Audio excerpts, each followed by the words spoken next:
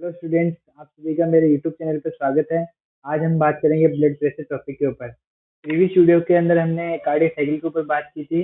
अगर आपने वो वीडियो नहीं देखा हो तो मैंने डिस्क्रिप्शन बॉक्स में उसकी लिंक दी हुई है, आप वहाँ से जाके देख सकते हो। ब्लड प्रेशर जो होता है उसे हम सामान्य भाषा में बीपी बोलते हैं, जो कि अपन मेजर करते हैं स्फेग्नोमेनोमीटर के द्वारा।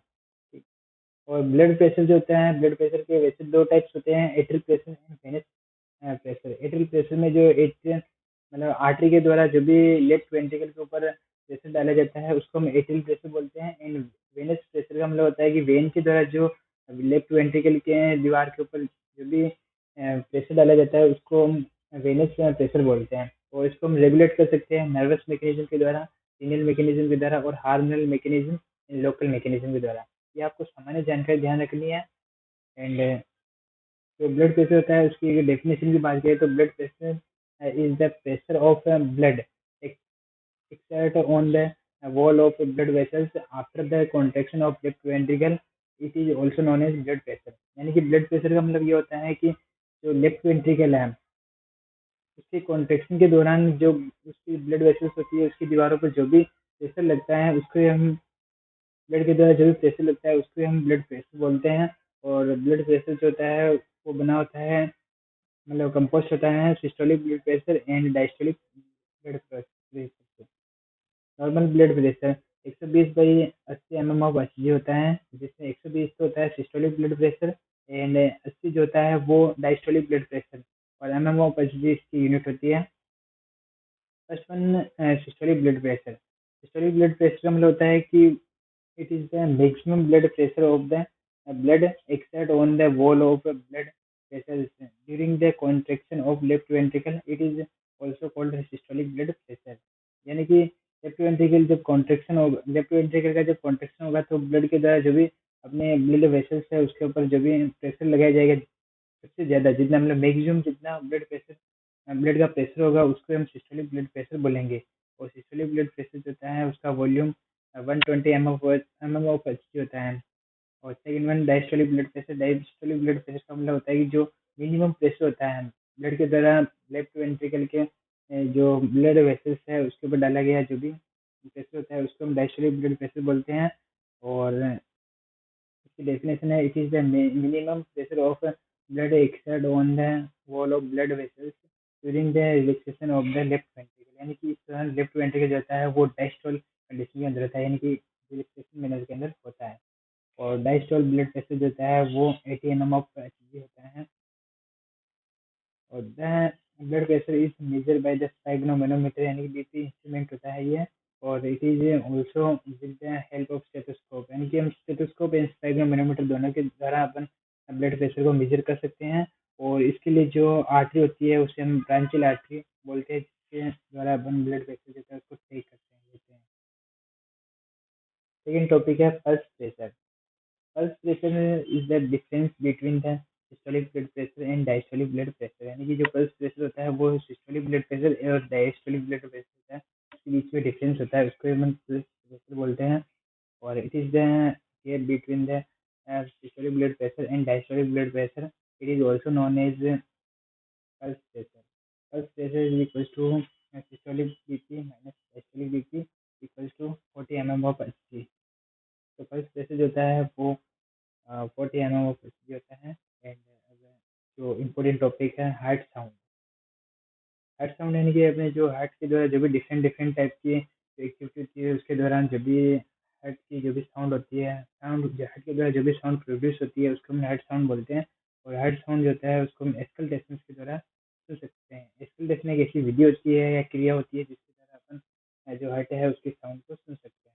और ज़्यादातर इसके लिए अपन स्टेथोस्कोप जो है उसका हेल्प लेते हैं। अब स्टार्ट करते हैं अपने टॉपिक को, heart sound. Heart sound is the listen through the expectations by the help of stethoscope. Heart sound is produced when the closing of a heart valve into the body. Heart sound, heart have the four heart sound in each cardiac cycle, but first heart sound and second heart sound is listened loudly by the help of stethoscope। यानी कि हमें जो first head sound होती है और second heart sound जो होती है वो लाउडली सुनाई देती है, जबकि थर्ड और फोर्थ होती है वो बिल्कुल स्लो सुनाई देती है, जो कि अपन जिसे हम स्टेथोस्कोप के द्वारा नहीं सुन सकते हैं। तो फर्स्ट हर्ट साउंड है, उसको हम एस वन साउंड भी बोलते हैं। It is also known as S one sound.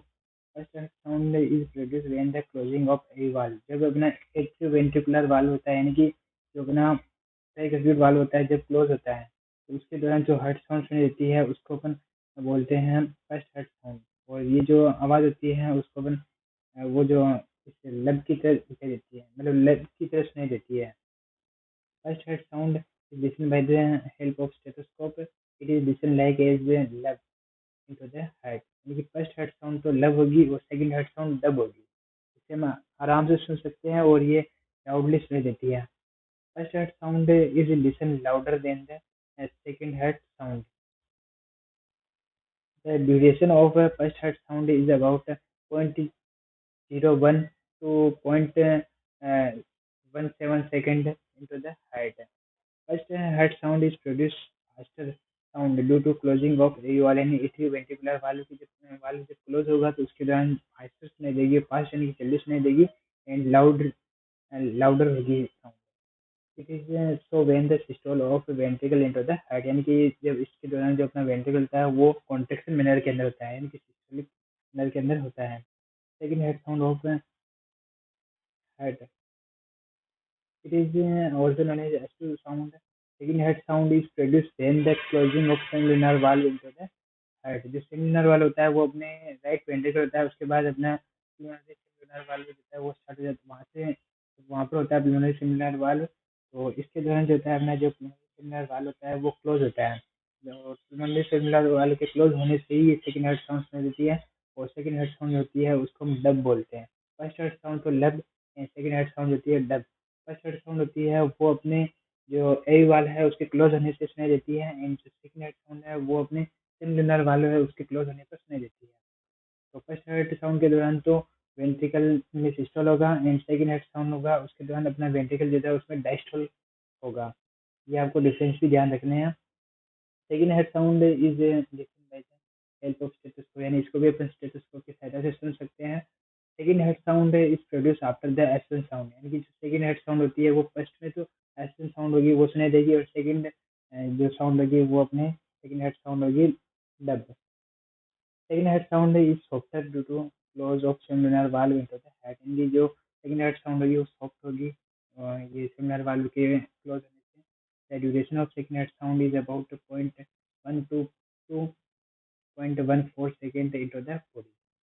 It is so the diastole of the ventricle into the heart, third head sound.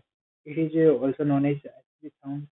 It is produced during the repeat filling of the blood, यानी blood के वापस repeat filling हो जाती है, यानी कि left ventricle से जो ब्लड होता है वो सारे पूरे ऑर्गन के पास जाने के बाद अब वापस जो उसकी रिपीट फिलिंग होती है, तो वो उसके अंदर जो भी साउंड सुनाई उसे हम स्टेथोस्कोप की सहायता से नहीं सुन सकते हैं। Third heart sound is produce in the opening of a valve into the head. जो थर्ड हेड साउंड होती है वो प्रोड्यूस होती है जब अपना ए वाल यानी कि वेंट्रिकुलर वाल्व या फिर कह सकते हैं ट्राइकस्पिड वाल्व होता है वो जब ओपन होता है तो उसके दौरान सुनाई देती है। और इसके दौरान जो होता है इसके अंदर जो third heart sound is produce due to resting, resting के दौरान जो होता है वो प्रोड्यूस होती है जब अपना ब्लड होता है वो वापस रेस्टिंग करता है तब। Third heart sound is not listen by the stethoscope, यानी कि थर्ड हेड साउंड होता है उसको अपन स्टेथोस्कोप की सहायता से नहीं सुन सकते हैं।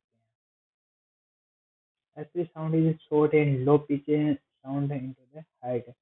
Third head sound is measured by the microphone, microphone के द्वारा इसको मेजर किया जाता है, तो स्टेथोस्कोप की सहायता से नहीं सुन सकते हैं। The microphone amplifier measures the S3 sound into the height. The duration of third head sound is about 0.07 to 0.10 second into the height. Fourth head sound, fourth head sound जो होती है उसको अपन S4 साउंड बोलते हैं, इसको भी अपन stethoscope की सहायता से नहीं सुन सकते हैं। और फोर्थ हेड साउंड होती है वो अपने इसके अंदर fourth head sound is not listen by the help of stethoscope. It is produce when the opening of cylinder valve during ventricle system, यानी कि इसमें वेंट्रिकल में जब कॉन्ट्रेक्शन होगा तो उसके दौरान सिलिंडर वाल्व जो भी वो ओपन होते हैं, तो उसके दौरान ये अपनी जो फोर्थ हेड साउंड होती है वो प्रोड्यूस होती है। The duration of fourth head sound is about 0.02 2.04 seconds into the head. The F4 sound is just a graphical recording, example phenocardiography. The fourth sound is so the systole of ventricle into the head. तो आज हम यही तक की बात करेंगे head sound तक। और हेड साउंड जो होती है वो अपने चार होती है, फर्स्ट सेकंड थर्ड फोर्थ। जो फर्स्ट और सेकंड जो होती है उसको अपन स्टेथोस्कोप की सहायता से सुन सकते हैं, एंड जो थर्ड और फोर्थ होती है उसे हम स्टेथोस्कोप की सहायता से नहीं सुन सकते हैं। इसके लिए अपने माइक्रोफोन एंड जो क्लासिकल रिकॉर्डिंग होती है उसकी सहायता लेनी पड़ती है। और आपको इसके अंदर फर्स्ट हेड साउंड होती है उसकी जो ड्यूरेशन होती है 0.012 0.17 second, and second head sound होती है उसकी 0.122 0.14 second, and third heart sound होती है उसकी जो ड्यूरेशन होती है 0.072 0.10 second, and fourth head sound जो है उसकी ड्यूरेशन जो होती है 0.022 0.04 सेकेंड। क्योंकि हेड साउंड इंपॉर्टेंट है और अगर क्वेश्चन इस पर बन सकता है, 5 नंबर का शॉर्ट नोट्स इस पर बन सकता है, एंड अगर एग्जामिनर चाहे तो कुछ और इंक्लूड करके भी इसको 10 नंबर एक्शन कर सकता है।